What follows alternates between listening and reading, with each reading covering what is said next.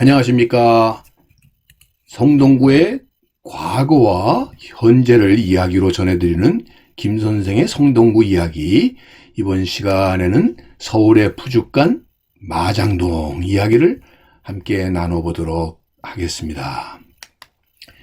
자, 조선시대까지만 하더라도 국법으로 소를 함부로 도살할 수 없도록 이렇게 우금 정책이 펼쳐져 있었죠. 왜냐하면 농업의 가장 근간이 되는 소위 동력을 제공하고 있는 것이 바로 이 소였기 때문이죠. 그래서 특별히 문묘와 같은 소위 교육기관의 중요한 재래 공간에서 사용될 제수로서 이 소고기가 제한적으로 이렇게 사용이 되어 도축이 되었으니 실제로 이 성균관에서 일하는 노비들은 결국 이런 도살업에 종사를 하면서 특별히 쇠고기 판매 행위까지 허가를 받게 됨에 따라서 18세기에 와서 서서히 서울 곳곳에서 소위 현방이라고 하는 푸죽간이 나타나게 됩니다. 여기서 현방이라는 것은 고기를 매달아서 팔았다 이렇게 해서 현방이 되겠는데요. 자, 지금 보시는 것처럼 19세기에 오게 되면 현방이 22곳에 달할 정도로 점차 이 소고기의 소비가 나타나게 되었다고 볼 수 있겠습니다. 자, 이 당시 서울에 소고기가 공급되었던 것은 주로 서울 내가 아니라 서울 외곽인 한양 외부로서 주로 송파장과 양주장을 통해서 이 소가 공급이 되다 보니 송파와 양주 지역의 장은 우시장을 중심으로 대단히 활성화가 될 수 있었고요. 그때부터 소위 장날에는 이 소의 부산물을 중심으로 해서 이루어지는 소위 해장국 문화가 하나의 특색 있는 음식 문화로 점차 자리를 잡아오게 됩니다. 자, 그러다가 20세기에 들어서 1920년대에 들어서 숭인동에 경성부 가축시장이라는 게 처음 도입이 되기 시작하면서 서울 내에서도 본격적인 이 쇠전, 소 가축시장이 나타나게 되었고요. 한편으로 지금 독립문 근처에 있는 현조동, 서대문 현조동의 도수장, 또 마장동의 도수장이 생겨나면서 본격적인 소의 도축과 판매가 서울에서 이루어지게 됩니다. 그러다 보니까 그의 중심에 이 마장과 마장 축산물 시장이 있게 되니 그 역사를 좀 되짚어 보게 되면 도축장이라고 하는 게 도살장이라는 게 처음 설치가 되는 것이 지금의 신설동 지역에 처음 설치가 되었고요. 그 뒤에 이 통합이 되게 된 것이 바로 현조동 도축장, 지금 서대문 밖에 나타나게 되었고요. 서울 시내에서는 1922년에 숭인동의 가축시장이 처음 개장이 되어서 유지되어 오다가 해방 이후에 마장동에 바로 이 도축장과 우시장이 들어서게 된 것이죠. 이렇게 30여 년 번영을 누리다가 1974년도에 마장동의 가축시장이 폐쇄됐고 또 쭉 오다가 1998년에 오게 되면 도축장도 폐쇄가 되어서 독산동으로 이전했다가 현재는 서울 외곽으로 지방으로 이렇게 이전이 됨으로써 실제로 지금 마장동이라고 하는 것은 축산물을 판매하는 소위 판매 시장의 기능만 현재 이어져 오고 있다 이렇게 보시면 되겠습니다. 자, 서울의 가축시장이라고 하는 것이 일제강점기 이전 때만 하더라도 지방에서 이렇게 유입이 되어 왔고 특히 을죽 대홍수 이후에 송파장의 기능이 약화된 상황 속에서 이 숭인동 가축시장이 크게 번성을 이루게 되는 계기가 되었다 이렇게 보시면 되겠습니다.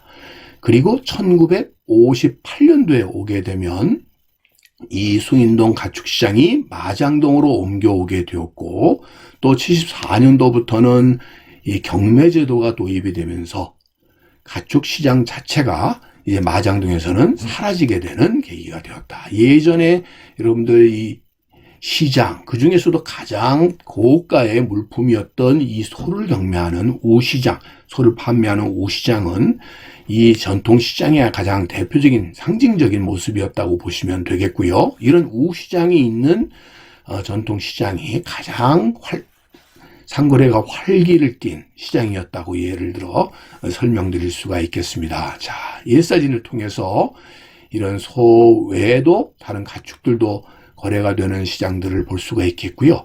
1925년 을죽대홍수 이후에 서울에서 직접 우시장이 경영되기 시작하면서 한마디로 이 시장의 위세가 크게 위축되게 된 송파장 또 양주장에서는 고객들을 상거래를 활성화시키기 위해서 요즘으로 따지면 종합 예술인 소위 송파 산대놀이, 이 왼편에 있는 것이 송파 산대놀이고요. 오른편이 양주 별산대놀이가 되겠는데요. 이런 오락등을 도입해서 고객들을 끌어들이고 시장을 활성화시키기 위한 노력들이 나타나기도 해서 오늘에까지 그 전통이 유지되어 오고 있습니다. 자, 예전 이 도살장의 모습이 되겠습니다. 자, 이런 방식으로 만들어지게 됐고요. 그 부산물, 그 중에서도 이 선지, 이런 것들을 가지고 해장국을 만들어서 서민 음식으로 이렇게 먹어 왔었던 것이죠.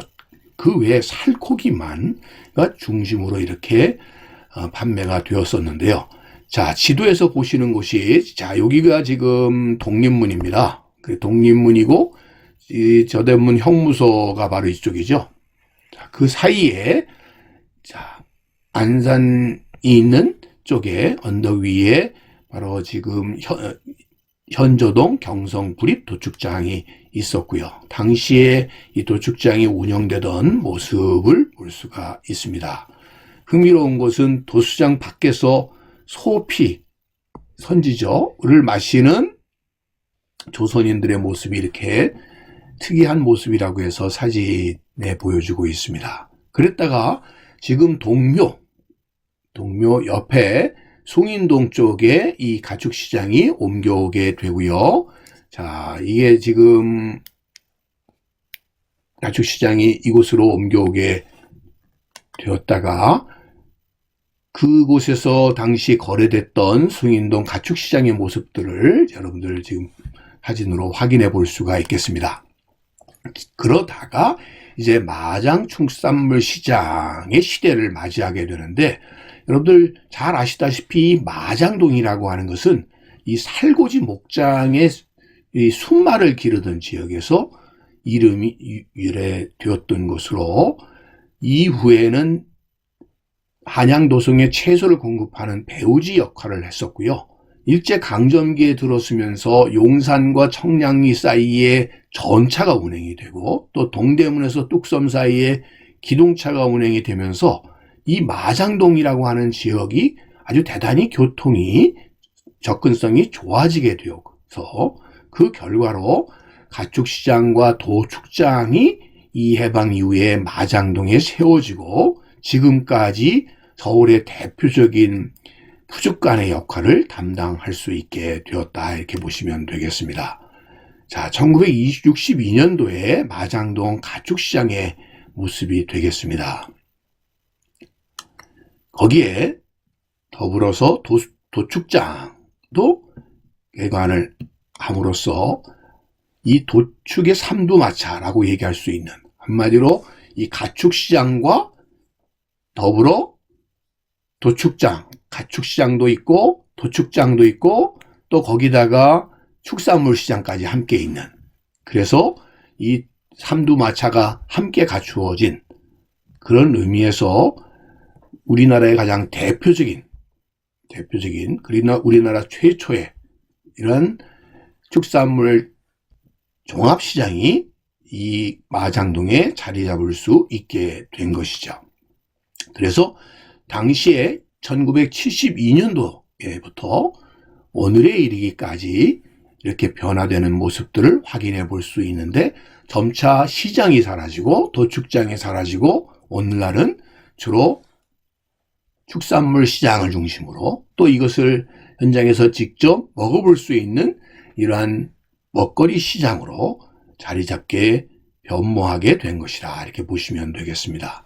자, 이렇게 소고기의 소비가 늘어나면서 1900년대 서울 사람들의 식생활에도 이 소고기가 점차 자리를 잡게 되니 먼저 나타나게 된 것은 바로 이 국의 문화였죠. 우리의 식생활의 가장 중요한 것이 바로 이 국인데요. 그래서 이 국밥의 형태로 나오게 되면서 제일 먼저 나오게 된 것이 설렁탕이죠. 이건 뭐 선농단에서부터 기원했다 이런 얘기들을 하게 되는데요. 이 소머리 등의 뼈와 함께 이렇게 뿌옇게 국물을 내서 말아먹는 것이 바로 설렁탕이라면 이거에 대비가 되는 것이 바로 곰탕이죠. 곰탕은 맑은 국물이라는 게 어떤 의미에서 특징이 되겠는데 요즘에 와서는 이 뭐 설렁탕과 곰탕의 경계가 별로 없어진 것 같아요.